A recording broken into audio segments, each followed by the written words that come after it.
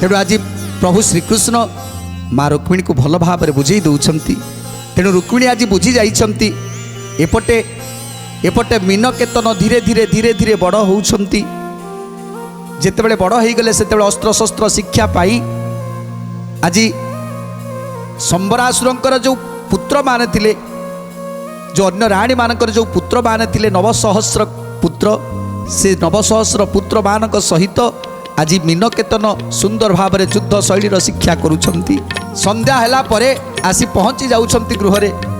आउ संध्या परे जेतेबेले रात्रि उपगत होउची सेतेबेले रति देवी देहरु मଳି घसी पितुलाटीए तैयारी करुछंती। तेणु से पितुला को जीवदान देई ताकू संबरासुर पाखक पठाउछंती। एमिति नीतिदिनर कथा। तापरे मीनकेतन को युवावस्था करुछंती। युवावस्था कला परे तांको सहित रति क्रीडा रे माती रहुछंती राति सारा।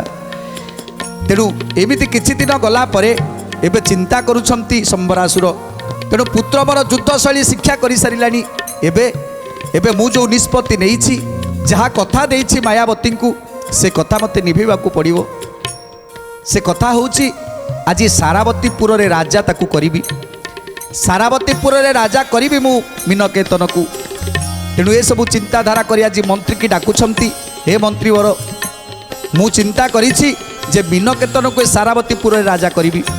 तेणु मंत्री वर कौन कहउछंती, पात्र मंत्री अमानत्य टकाई समस्त संबर नृपति ताकू बोलाई हेमंत। संबर नृपति ताकू बोलाई हेमंत। संबर नृपति ताकू बोलाई हेमंत। देश घोष पाटकू दियो नेई लेखा सर्वगुणे परिपूर्ण पुत्र मोर एका। सर्वगुणे परिपूर्ण पुत्र मोर एका। सर्वगुणे परिपूर्ण पुत्र मोर एका। तेणु संबरासुर मंत्री पारिषद गण मानक समस्त को डाकुछंती। हे मंत्री आज मु निष्पत्ति नेइछि, आज सारावतीपुर राज सिंहासन रे मु मीनकेतन को राजा करेबी। तेणु जाओ चिटाऊ नहीं सबु राज्य रे जणई दियो। सबु राज्य रे डुंगुरा पिटी दियो। मीनकेतन को राज सिंहासन रे बसैबी। राज मुकुट तांको मुंडरे पिंधेबी। एई कथा सुनी आज मंत्री वर कहउछंती, हे महाराज मु होछि आपणकर मंत्री। तेणु आपण को भल मंद कहिबार विचार मोर अछि। तेणु मु आज जहाँ कहबी आपण टिके मन ध्यान दे शुणंतु। हे राजा मीनकेतन, जहाँ को किछि आमे जानी नाहंती, जहाँ को आमे चिन्नी नाहंती, माछ गर्भरु जन्म नेइछि।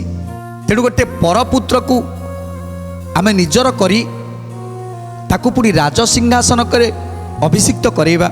ए कथाटा काईकि शोभा पाउनी। आपणकर एते पुत्र अछंती, 9,000 पुत्र माने अछंती। आपण चाहिए आपणकर बड़ पुत्र को राज सिंहासन दे पारंते। हेले सामान्य आमे किछि जानी नाहंती, ताकू चिन्नी नाहंती। माछ गर्भरु जन्म नेइछि, से कोठु आसीछि, कौन करिछि, आमे किछि जानी नाहंती। ता छड़ा जो मायावती के आपण एते भल पाउछंती, ताकू तो आपण जानी नाहंती ताकर परिचय बा कौन। तेणु ताकू मध्य आपण भल भारे जानी नाहंती। तेणु एते शीघ्र एमिति गोटिए राजा करिबा कथा आपण काहीकि चिंता करुछंती। तेणु मो मतरे आपण निज बड़ पुओ को राजा करंतु। जेतेबेले ए कथा मंत्री आज राजा को कहउछंती, तेणु राजा आज विचलित हो जाइछंती। काहीकि ना जे राजा सामना रे मंत्री तांकू उपदेश दब, ये कथा राजा केबे सह्य करि पारि नांती।